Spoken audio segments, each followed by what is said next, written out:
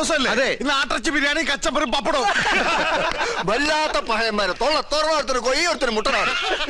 കൊച്ചാപ്പ, ഈ കൊച്ചാപ്പക്ക് പിള്ളേരുടെ സ്വഭാവോ? ചില തെണ്ടി പിള്ളേരുടാ. നബീസു, കേസ് നമ്മൾ ജയിച്ച്. നീ പഞ്ചായത്ത് കളിക്ക് കുറച്ച് സർവത്തിട്. ആ നബീസ, മാളവിക എവിടെ? എടീ, എല്ലാവരുടെയും സന്തോഷം കണ്ടില്ലേ? കേസ് നമ്മൾ ജയിച്ചു. എന്റെ അച്ഛൻ തോറ്റു അല്ലേ? കണ്ട തന്തേനെയും ബന്ധുക്കളെ ഇപ്പോഴും മറക്കാൻ കഴിയില്ലെന്ന് മനസ്സിലായില്ലേ? ഇതാണ് രക്തബന്ധം എന്ന് വെച്ചാല്.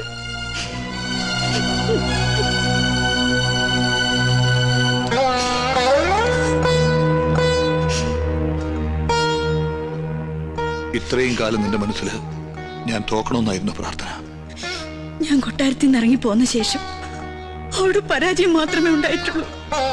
ഇതെല്ലാം മനസ്സിലുണ്ടായിരുന്നെങ്കിൽ പിന്നെ എന്തിനാ വക്കാലത്ത് ഒപ്പിട്ട് തന്നതും കേസ് നടത്താൻ സമ്മതിച്ചതും?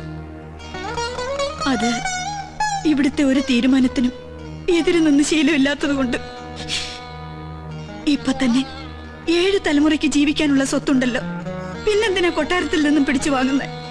നമുക്ക് ഒരൊറ്റ മോനല്ലേ ഉള്ളൂ. എടീ, എന്റെ ഈ കാലിന് വില പറയുകയാണ് ഞാൻ. നിന്നെ സ്നേഹിച്ച കുറ്റത്തിന് എന്റെ ഈ കാല് തല്ലി ഒടിക്കുമ്പോ അരുതേ എന്ന് ഞാൻ കേണപേക്ഷിച്ചു. അന്ന് കൊട്ടാരം തമ്പുരാക്കന്മാരുടെ ഒന്നും കണ്ണിൽ ചോര ലവലേശം പോലും ഇല്ലായിരുന്നു. ആ കൊട്ടാരത്തിന്റെ അടിത്തറ കൂടി ഈ മുറ്റത്തെത്തിയാൽ അന്ന് ഈ കണക്ക് ഞാൻ തീർക്കും. അതുവരെ അവസാനിക്കില്ലൊന്നും. നിന്റെ കൈയും പിടിച്ച് അന്ന് ഞാൻ ഈ മുറ്റത്ത് വന്ന് കയറുമ്പോ സമുദായ പ്രമാണിമാർ പറഞ്ഞു നിന്നെ ഇസ്ലാമാക്കണമെന്ന്. ഞാൻ നിന്നെ നിർബന്ധിച്ചോ? എന്നെങ്കിലും നീ അമ്പലത്തിൽ പോണത് ഞാൻ തടഞ്ഞിട്ടുണ്ടോ? തിരുവാതിരയും വിഷുവും ദീപാവലിയും നമ്മൾ ഒന്നിച്ചല്ലേ ആഘോഷിക്കാറ്? ഞാനൊന്നും മറന്നിട്ടില്ല. ഒന്നും മറക്കാതിരിക്കാനാ പറയുന്നത്. കോടതി വിധി പ്രകാരം കിട്ടിയ സ്വത്ത് എനിക്കും എന്റെ മകനും അനുഭവിക്കാനല്ല, അപമാനിക്കാനാ. കൊട്ടാരക്കെട്ടിലെ തമ്പുരാക്കന്മാരെ അപമാനിക്കാൻ മാത്രം. എനിക്ക് നിന്നോട് പറയാൻ ഒന്നേ ഉള്ളൂ, തടയരുത്. ഇതിലിപ്പോ അത്ര ദുഃഖിക്കാനൊന്നുമില്ല. ഹൈക്കോടതിയുടെ മുകളിൽ വലിയൊരു കോടതി അങ്ങ് ഡൽഹിയിലുണ്ടല്ലോ. ഇനി നമ്മുടെ അടുത്ത നീക്കം അങ്ങടായിക്കോട്ടെ. എന്തേ വേണ്ട, കേസും കോടതിയും ഈ വിധിയോടെ അവസാനിച്ചു. ഇനി ഏത് കൊടികെട്ടിയ വക്കീല് വന്ന് സുപ്രീം കോടതിയിൽ വാദിച്ചാലും ജഡ്ജ്മെന്റ് ഇത് തന്നെ ആയിക്കൂടുന്നുണ്ടോ? വയ്യ. ഭഗവാന്റെ വിധിനിശ്ചയം മാറ്റിവെക്കാനാവില്ലല്ലോ. മക്കൾക്ക് അവകാശപ്പെട്ടത് അവർക്ക് കൊടുക്കണം.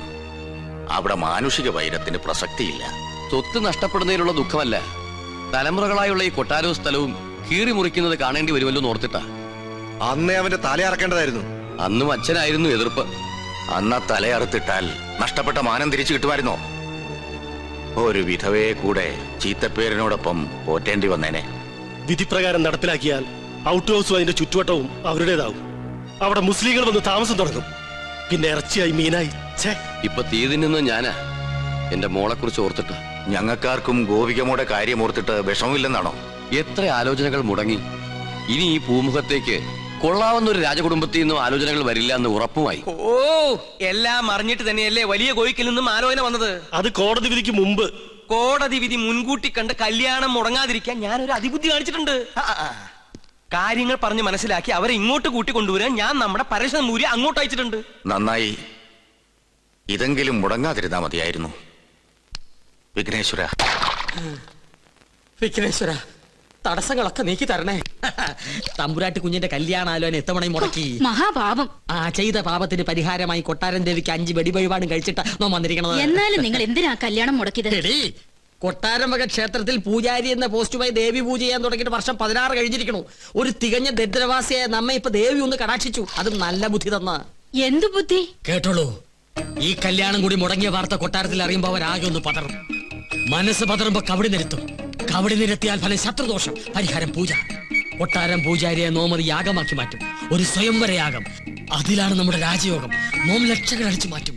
ഈ 5 ഏക്കറും വീടുന്നോ സ്വന്തമാക്കും. ഇവിടെ നിന്നെ നോം രാജ്ഞിയാക്കും. അതുവരെ നിങ്ങളെ ജീവനോടെ വെച്ചേക്കോ ഈശ്വര. എന്താ ഈശ്വരൻ നമ്മെ കൊല്ലൂന്ന് നിന്നോട് പറഞ്ഞുവോ? ഈശ്വരനല്ല കൊല്ലാൻ പോണത്. നിങ്ങൾ കൊട്ടാരത്തിൽ നിന്ന് കട്ടുകൊടുക്കാന്ന് പറഞ്ഞ കിരീടവും ചെങ്കോലും ചോദിച്ച് ആ അഗസ്റ്റും വീണ്ടും വന്നിരുന്നു. എന്നിട്ട് അവൻ എങ്ങോട്ട് പോയി? കൊട്ടാരത്തിലേക്ക്. കൊട്ടാരത്തിലേക്കോ? എന്റെ ദേവി! അഗസ്ത്യ! വീട്ടിൽ വന്നിരുന്നു.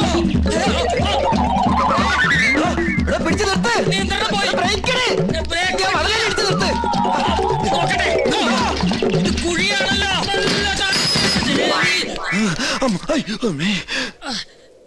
ചത്തിട്ടില്ലല്ലേ? ഇല്ല. ഇപ്പൊ ചത്തുപോയിരുന്നെങ്കിൽ ഞാൻ പറയുന്ന വിവരം കേട്ട് കൊട്ടാരത്തിലുള്ളവർക്ക് തന്നെ കൊല്ലാൻ പറ്റില്ലായിരുന്നു. അഗസ്ത്യ, ഒരു 50,000 ഉറുപ്പിക്ക് വേണ്ടി എന്നെ കൊലക്ക് കൊടുക്കരുത് കേട്ടോ. ഒന്ന് പിടിക്കുക. ഓട്ടോ അഗസ്ത്യ, കൊട്ടാരത്തിലേക്ക് പോവരുത് കേട്ടോ. നിക്ക. അഗസ്ത്യ, നോ പറയണതൊന്ന് കേക്ക. വേണ്ട. അയ്യോ, താനൊന്നും പറയണ്ട. കുറെ കാലമായി താനിത് പറയുന്നു, കുറെ കാലമായി ഞാനിത് കേൾക്കുന്നു. ഇന്ന് എനിക്ക് രണ്ടിലൊന്നും അറിഞ്ഞു പറ്റും. ഏയ്, ഇത്രയും കാലം പറഞ്ഞ പോലല്ല. എന്തിനും പരിഹാരം ഉണ്ടാക്കാം. ഉറപ്പാണോ? ഉറപ്പാ. എന്നാ പോ. എടോ, തന്നോടല്ല, നമ്മുടെ വണ്ടി പോകാനാ പറഞ്ഞത്.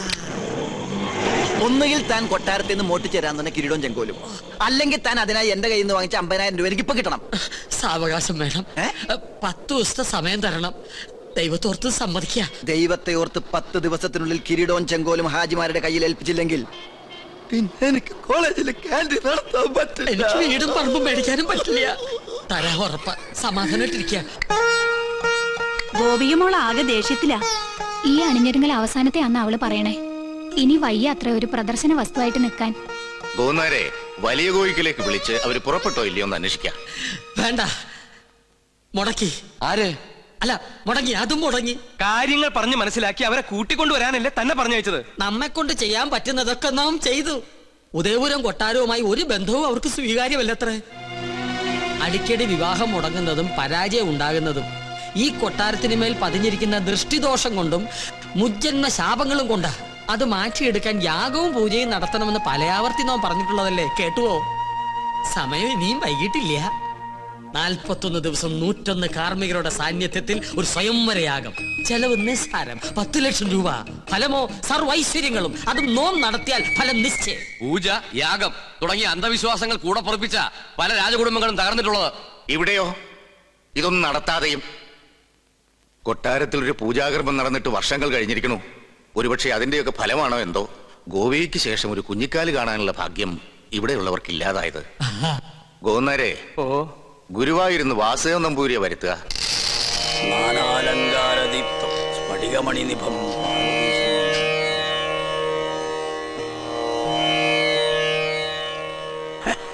യാഗത്തിൽ ഫലസിദ്ധി കാണുന്നു. കർമ്മങ്ങൾ തീരും മുമ്പ്, അതായത് 41 നാൾക്കകം കന്യകയ്ക്ക് വരനെ കണ്ടെത്താനാവും. അപ്പൊ നാം മുൻകൂട്ടി പറഞ്ഞ തെറ്റില്ല. യാഗം നാം ഗംഭീരാക്കി തരാം. പക്ഷെ ഒരു കുഴപ്പമുണ്ട്. എന്താണ്? യാഗത്തിന്റെ വിജയസാധ്യത അതിന് നേതൃത്വം കൊടുക്കുന്ന കർമ്മിയുടെ ദേവപ്രീതിക്കനുസരിച്ചായിരിക്കും. ദേവപ്രീതി നമുക്ക് വളരെ കൂടുതലാ. അത് തിരുമേനിക്ക് നോക്കിയാൽ അറിയാൻ പറ്റും. നോക്കാം. എന്താ പേര്? പരശുരാമൻ നമ്പൂതിരിപ്പാട്. പാട് വേണ്ട, പരശു നമ്പൂരി നോക്കിയാ മതി. ഓ, നക്ഷത്രം? നക്ഷത്രം ഉണ്ടാ? ഉണ്ട്. വേണമെന്നില്ല. അതൊന്നും ഉണ്ടാവില്ല.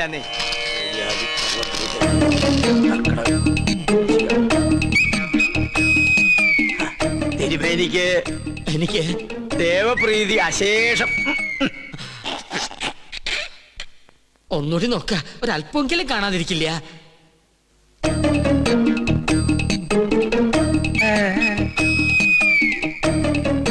എനിക്ക് ഒരിക്കൽ ഗണിച്ചാ മതി, തെറ്റില്ല. അങ്ങോട്ട് മാറി നിൽക്ക. ദേവപ്രീതിക്ക് വഴിപാട് എന്നാ പിന്നെ ഇത് വഴിപാടായിട്ട് ഇത് പിടിക്കട്ടെ. എന്റെ ഭഗവാന്, വേറെ ആരുണ്ട്? പണ്ടി കൊട്ടാരത്തിൽ ഒരു യാഗം നടത്തിയത് മണിമല മാണിക്യം ചെറിയ കൊട്ടാരത്തിൽ ബ്രഹ്മദത്തൻ നമ്പൂരിയാ. ആള് ബഹുകേമൻ, പക്ഷെ ജീവിച്ചിരിപ്പില്ല. ജീവിച്ചിരിപ്പില്ല. അദ്ദേഹത്തിനൊരു മകനുണ്ട്. ഇല്ല. ഉണ്ട്. ഞാൻ ഓർക്കണോ, അന്ന് അദ്ദേഹത്തോടൊപ്പം ഇവിടെ വരാറുള്ള 8 വയസ്സുകാരൻ കുസൃതി പയ്യൻ. എന്താ അവന്റെ പേര്? ഓർമ്മയില്ല. ഓർമ്മയുണ്ട്. ഉണ്ണികൃഷ്ണൻ. അത് തന്നെ. യാഗം പിള്ളേര് കളിയല്ല. അതിന് ഉണ്ണികൃഷ്ണൻ ഇപ്പൊ കൊച്ചുകുട്ടിയൊന്നുമല്ലല്ലോ. ഓരോ വർഷം കഴിയും തോറും ഓരോ വയസ്സ് കൂടെയല്ലേ എന്റെ മണ്ടൻ നമ്പൂരി. അച്ഛന്റെ പാരമ്പര്യം ഉണ്ണിക്ക് കിട്ടാണ്ടിരിക്കോ? ചിലപ്പോ പേര് കേട്ട ഒരു പൂജാരി ആയിരിക്കും ആ കുട്ടി. നോക്കാം. കർക്കടകം, വൃശ്ചികം. ഇതിന് മേൽ മറ്റൊന്നും കാണുന്നില്ല. അത്രയ്ക്ക് കേമം. ഒന്നുകൂടി ആലോചിച്ചിട്ട്. വേണ്ട ഗോന്നേരെ, ഉടനെ ഉണ്ണിയെ കൊട്ടാരത്തിൽ എത്തിക്കണം. അമാന്തിക്കണ്ട, പുറപ്പെട്ടോളൂ. ഗൗളി ചലച്ചു. വടക്ക് കിഴക്ക്. ആളെ കണ്ടെത്താൻ ഇത്തിരി പ്രയാസപ്പെടും. അപ്പൊ പിന്നെ പോണോ? പോണം. ഈ ചെറു പ്രായത്തിൽ മഹാഭാഗ്യല്ലേ ഉണ്ണിക്ക് കൈവന്നിരിക്കണേ. എന്താ അവരവനെ ദത്തെടുക്കാന്ന് പറഞ്ഞോ? എന്റെ മുത്തശ്ശി, കൊട്ടാരത്തിൽ വലിയൊരു യാഗം നടക്കാൻ പോവാ. പ്രശ്നവശാൽ തലപ്പത്തിരിക്കാനുള്ള യോഗം ഇവിടുത്തെ കുട്ടിക്ക് എത്രേ. കേട്ടപ്പോ സന്തോഷായി. കേട്ടാ പക്ഷെ പൂജാകർമ്മങ്ങളിൽ അവന് താല്പര്യമില്ല. അതെന്താ അങ്ങനെ? സംഗീത ജ്വരം പിടിച്ചിരിക്കുകയല്ലേ. ഏട്ടൻ വളയഞ്ചേർങ്ങര സംഗീത കോളേജ് പഠിക്കുക. അവിടെ ഒരു ലോഡ്ജിലെ താമസം. ആളെ കണ്ടെത്താൻ ബുദ്ധിമുട്ടും. അത് ഗൗളി ചലിച്ചപ്പോ മനസ്സിലായി. ഏത് കോളേജിലാന്നാ പറഞ്ഞു? വളയഞ്ചേർങ്ങര. എന്റെ മോള് പഠിക്കുന്നത് അവിടെയാണല്ലോ. ദൂരത്തിരി കൂടുതലാ. ഒരു 12 മണിക്കൂർ യാത്രയുണ്ട്. സാരില്ല, പുറപ്പെടുകയായി. ഉണ്ണിയെ ഞാൻ അവിടെ നിന്ന് പൊക്കിക്കോളാം. പൊക്കാന്ന് പറഞ്ഞാ കൂട്ടി കൊണ്ടുപോകാന്നർത്ഥം. ഇനി എന്താവശ്യത്തിനും തൃക്കേശ്വരം, ഉദയപുരം, കൊട്ടാരത്തിലേക്ക് ആളെ പറഞ്ഞയച്ചാ മതി. ഉണ്ണികൃഷ്ണൻ അവിടെ ഉണ്ടാവും. യാഗം ഉടനെ തുടങ്ങണേ. എന്നാ വരട്ടെ.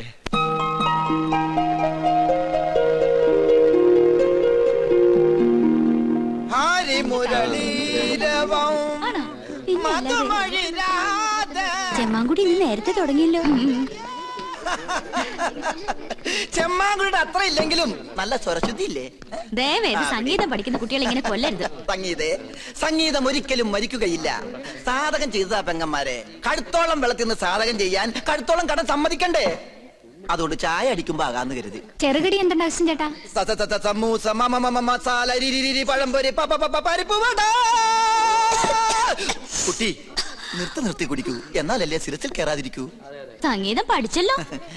മുല്ല പൂമ്പൊടി ഏറ്റുകിടക്കും, അകത്തിനുമുണ്ടാകും സൗരഭ്യം. സത്യത്തിൽ ഇന്നത്തെ മത്സരത്തിൽ എനിക്കും ഒരു കൈ നോക്കണമെന്നുണ്ടായിരുന്നു. അയ്യോ, അത് വേണ്ട. വേണ്ടേ? ആ ഒരു കൈ സുലൈമാനും ഉണ്ണികൃഷ്ണൻ തമ്മിൽ നോക്കിക്കോളും. എന്നാ നിങ്ങൾ പറ, ഇന്നത്തെ മത്സരത്തിൽ ആര് ജയിക്കും? സംശയം എന്താ? സുലൈമാൻ. ആ, അങ്ങനെ പറ. ഓ, അവളുടെ ഒരു സുലൈമാൻ. മേത്ത ചെറുക്കനെ പ്രേമിക്കാൻ നടക്കുന്ന നായരിച്ചി. വൺവേലൈനാ, ഒന്ന് പോടി. നീ നോക്കിക്കോ, ഉണ്ണികൃഷ്ണനെ ജയിക്കും. വെറുതെ തർക്കിച്ച സമയം കളയേണ്ട സംഗീതേ. ഉച്ച കഴിഞ്ഞ് അറിയാലോ വിധി. അത് നമ്മുടെ സുലൈമാനെ ജയിക്കും. ബെറ്റുണ്ടോ? 1000 rupees bet. അഗ്രീഡ്. ഓക്കെ. ആന്റണിയും ശ്രീലക്ഷ്മിയും അഗസ്റ്റിനും ഒക്കെ എനിക്കെതിരാണെന്ന് അറിഞ്ഞോടനെ ചോദിക്കുക. വെറുതെ കാശ് കളയണോ? വീം പഠിക്കാതെ പാടി ജയിക്കടാ. എന്ത് തന്നെ ആയാലും ഒടുവിൽ വിജയം എന്റേതായിരിക്കും. ചെമ്പൈ സംഗീതോത്സവത്തിൽ പാടുന്നതും ഞാനായിരിക്കും. നമുക്ക് കാണാം. ആ പടാ. ഉണ്ണി, ചെയർമാൻ വിളിക്കുന്നു.